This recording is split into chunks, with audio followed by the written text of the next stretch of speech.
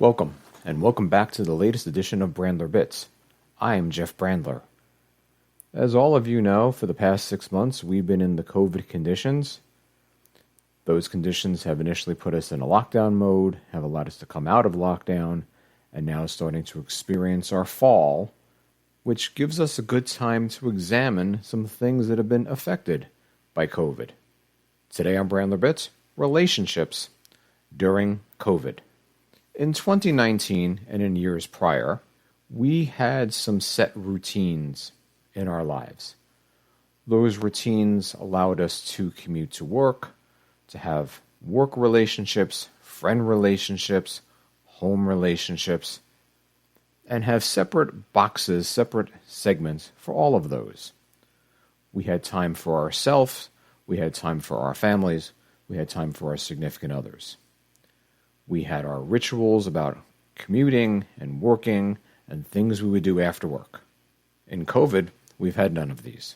As a result of this, our frustration level has been higher, our tolerance has been lower, and we've endured an awful lot of stress. Since we've been living with our significant others and families, our conflicts got greater with one another. And the flip side of that is we discovered even more apathy. Like, I don't care. Go, do. I don't have time for this. I don't have patience for this. And I don't have tolerance for this. Relationships have become one more stressful thing that we've endured during COVID. Prior to COVID, many people's relationships, as I like to describe them, had some dings and some dents. Sometimes due to wear and tear, sometimes due to fender benders. Recent studies have said that since COVID, divorce rates have increased 34%, and many other relationships have way less marital satisfaction. All of these problems during COVID on our relationships, clearly we need to make some changes. So here are some suggestions to improve the quality of your relationships. Number 1, change your model of a relationship. It's not the same. It wasn't the same as it was last year or the year before or the year before. You can't use your 2019 model in 2020. It's never going to work. For example, Saturday nights are not date night anymore. There's probably not going to be a romantic vacation on tap, and there might not even be a family vacation. Something has to change. So let's work on changing the model. For example, if you want to have a date, think about something small, something about 1 hour perhaps, where you go and you get takeout from your favorite restaurant. Or someone watches the kids and you can go and grab a quick dinner. Or perhaps maybe even the adults eat outside while someone watches the kids on the inside. The model has to change. Number 2, how about acknowledging that COVID has changed everything? It's not about you. It's not about your spouse. It's about acknowledging that things are just way more stressful. Number 3, communicate regularly. Now, this seems somewhat elementary to me, but people forget to communicate.